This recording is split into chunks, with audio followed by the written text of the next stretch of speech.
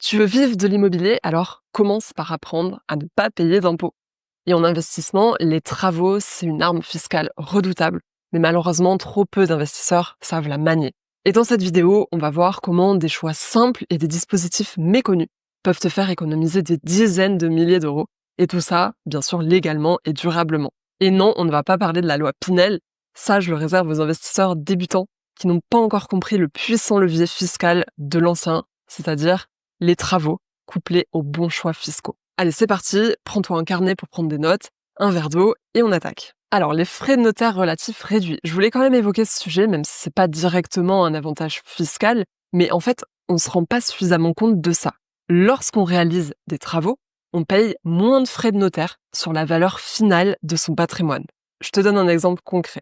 Tu vas acheter un immeuble, disons, à 100 000 euros, sur lequel tu vas réaliser 100 000 euros de travaux. Bien, à la fin de ton opération, normalement, ton bien vaudra au minimum 200 000 euros si tu as bien fait les choses, et peut-être même plus parce que c'est fréquent de faire de belles plus-values quand on rénove de manière stratégique. Mais bon, soyons un peu pessimistes et supposons que tu peux revendre ton bien exactement le prix qui t'a coûté, c'est-à-dire 200 000 euros. Finalement, toi, t'auras payé les frais de notaire seulement sur ton prix d'achat et pas sur les travaux, c'est-à-dire seulement sur les 100 000 euros, soit environ 8 000 euros de frais de notaire. Alors que si tu avais acheté le même immeuble, déjà rénové à 200 000 euros, là, tu aurais plutôt payé dans les 16 000 euros de frais de notaire. Donc, finalement, ce que je veux te montrer là, c'est que faire des travaux, ça te permet d'avoir un patrimoine sur lequel tu as payé très peu de frais de notaire. C'est pourquoi je parle de frais de notaire réduits relativement à la valeur finale du bien. Voilà pour la première économie grâce aux travaux. Alors, c'est pas vraiment une réduction d'impôts, mais au final, les frais de notaire, c'est quand même de l'argent qui va à l'État. C'est pour ça que je voulais en parler dans cette vidéo. L'exonération de taxes foncières. Alors là, il y a vraiment pas tout le monde qui est au courant de ça, mais il faut que tu saches qu'il est possible de ne pas payer de taxes foncières pendant 3 ans si tu réalises des travaux de rénovation énergétique. Et l'exonération, elle peut être partielle de 50% et ça peut aller jusqu'à 100%, c'est-à-dire ne pas du tout payer de taxes foncières. Mais pour cela, ta commune doit avoir mis en place un dispositif d'exonération de taxes foncières pour les rénovations énergétiques. Et ce qu'il faut que tu saches, c'est que ça peut concerner aussi bien une résidence principale qu'une résidence secondaire, un investissement locatif. Il y a quand même quelques conditions. La première, c'est que ton logement ait été achevé avant 1989. La deuxième condition, j'en ai déjà un peu parlé, mais ce bien doit faire l'objet de travaux d'économie d'énergie, rénovation énergétique. Et je vais lister après les travaux qui sont éligibles. Et il faut aussi que ces travaux soient supérieurs à 10 000 euros de TTC l'année précédant l'exonération ou supérieurs à 15 000 euros de TTC les 3 ans précédant l'exonération. Alors, attention, tu dois faire ta demande avant le 1er janvier de l'année où tu souhaites être exonéré de ta taxe foncière. C'est sous forme de déclaration papier envoyée au centre des finances publiques de la ville où est ton bien, avec bien sûr les justificatifs nécessaires, c'est-à-dire l'adresse du bien, la nature des travaux, les factures, etc.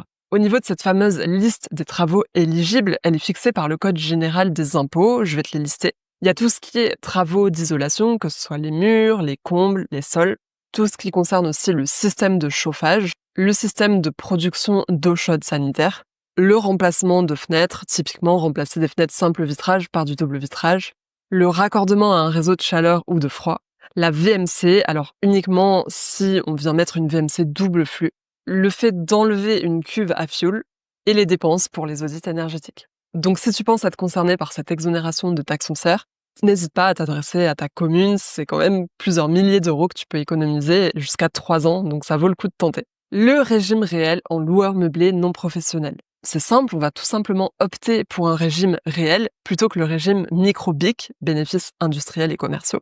Comme ça, dans ce régime, on va pouvoir déduire que ce soit les frais de notaire, les intérêts d'emprunt, la taxe foncière, mais surtout, tu me vois venir, les travaux. Au lieu d'appliquer un abattement forfaitaire de 50% dans le cas du régime micro-BIC. Ce qui n'est pas du tout conseillé quand tu fais beaucoup de travaux. Quand tu choisis le régime réel et qu'au début, tu as beaucoup de frais à déduire comptablement, finalement, tu vas payer 0 impôt et pendant quelques années parfois. Je connais des gens qui n'ont pas payé d'impôts depuis maintenant 8 ans en LMNP. Il y a une subtilité, c'est qu'il y a aussi le régime LMP, loueur meublé professionnel. Ça, c'est si ton chiffre d'affaires de tes locations meublées est supérieur à 23 000 euros par an et également supérieur aux autres revenus de ton foyer fiscal. Là, tu bascules en LMP. Mais tu bénéficies des amortissements comme en LMNP, mais aussi de la déductibilité du déficit sur les autres revenus. Et vraiment, le gros avantage d'être en loueur meublé professionnel, c'est d'avoir une exonération de la plus-value au niveau de l'impôt sur les revenus au moment de la revente. Bon, il y a quelques conditions. Il faut que tu aies été LMP depuis au moins 5 ans et il ne faut pas que ton chiffre d'affaires de tes locations meublées dépasse 90 000 € par an. Il y a de la marge. Ensuite, le déficit foncier en location nue, ça revient sur le devant de la scène. Il y a quelques mesures fiscales qui tendent à améliorer la fiscalité des locations vides, donc c'est le moment de s'y intéresser fortement. Sans rentrer dans les détails, ce que je te conseille si tu envisages des travaux, c'est toujours, comme on l'a dit avant, de passer sur un régime réel plutôt qu'un régime micro-foncier où on va t'appliquer un abattement sur tes revenus. Mais finalement, si tu as suffisamment de frais, si tu as fait suffisamment de travaux, ça vaut quand même le coup de passer en régime réel. Et là, tu vas pouvoir déduire tous tes travaux à condition que ce soit de l'entretien, de l'amélioration, de la réparation. Attention, là, tu peux pas déduire des travaux d'agrandissement, de construction. Et ce qui est aussi intéressant, c'est que tu peux créer un déficit foncier qui est imputable jusqu'à 10 700 € sur tes autres revenus. Ça, c'est intéressant si tu payes des impôts avec un salaire, par exemple, et voire jusqu'à 21 400 € imputables sur tes autres salaires si jamais tu as réalisé des travaux de rénovation énergétique. Le reste de ton déficit foncier sera imputé sur tes prochains revenus fonciers pendant 10 ans. On va parler de Loc Avantage, un dispositif vraiment très intéressant selon le secteur où tu te situes. Mais si tu veux payer moins d'impôts tout en louant utile, alors le dispositif Loc Avantage, c'est une option méconnue, mais très utile et intéressante. Surtout si tu rénoves dans l'ancien. Concrètement, tu t'engages à louer ton bien à un loyer un peu en dessous du marché, quoique selon ton secteur, c'est pas forcément vrai, et tu as des locataires qui ont des plafonds de revenus. En échange, tu as une réduction d'impôt sur tes revenus locatifs qui peut être plus ou moins importante selon le type de loyer que tu pratiques. Ce qui est génial, c'est qu'il y a un bon combo si tu fais des travaux. Si tu rénoves un logement ancien et que tu le mets ensuite en dispositif Loc Avantage, non seulement tu peux bénéficier d'aide aux travaux par l'ANA, l'Agence nationale d'amélioration de l'habitat, tu as ensuite tes réductions fiscales grâce à Loc Avantage, et en plus, comme je l'ai dit, tu as les avantages que j'ai cités précédemment, l'exonération de taxes foncières, pourquoi pas. En tout cas, c'est une stratégie gagnant-gagnant. Tu aides à loger des gens qui n'ont pas énormément de moyens et qui ne sont pas pour autant des mauvais locataires, d'après les retours que j'ai eus des investisseurs qui pratiquent Loc Avantage. Et tu optimises ta fiscalité. En tout cas, c'est un calcul à faire et selon le secteur, ça peut être vraiment intéressant. Bien sûr, si tu veux bénéficier de tout ça, il va falloir signer un contrat avec l'ANA avant la mise en location. On passe au dispositif de Normandie. Alors, c'est quoi le principe? En fait, c'est une réduction d'impôt pour les particuliers qui achètent un logement à rénover dans certains secteurs en vue de sa mise en location. Attention, ça concerne seulement les opérations réalisées entre le 28 mars 2019 et le 31 décembre 2026. Il y a quand même certains critères pour être éligible, on va en parler tout de suite. Déjà, le bien doit se situer dans une des communes éligibles. Pour savoir si ta commune l'est, je vais te mettre un lien juste en dessous dans la description. Le bien doit évidemment être un logement ancien, loué en non meublé et servir bien sûr de résidence principale pendant une durée assez longue qui peut être de 6 ans, 9 ans ou 12 ans, selon le choix qui est fait.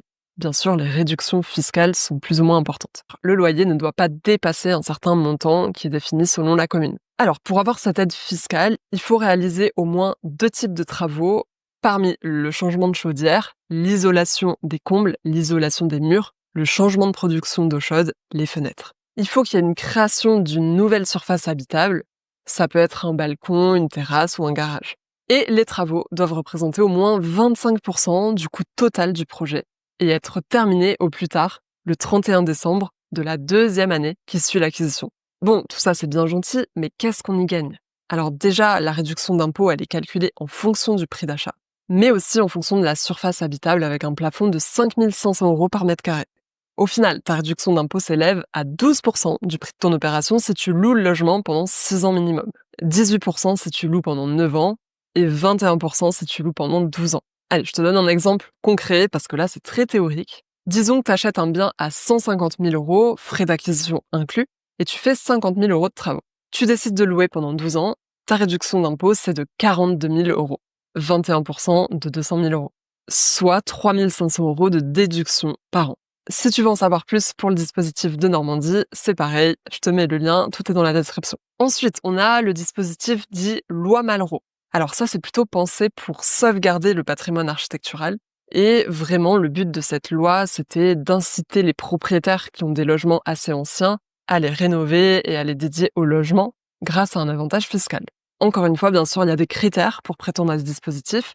Alors l'immeuble doit être entièrement dédié à la location et situé dans une zone où il y a un intérêt historique, par exemple un site patrimonial remarquable, un quartier ancien dégradé ou un quartier conventionné nouveau programme national de renouvellement urbain.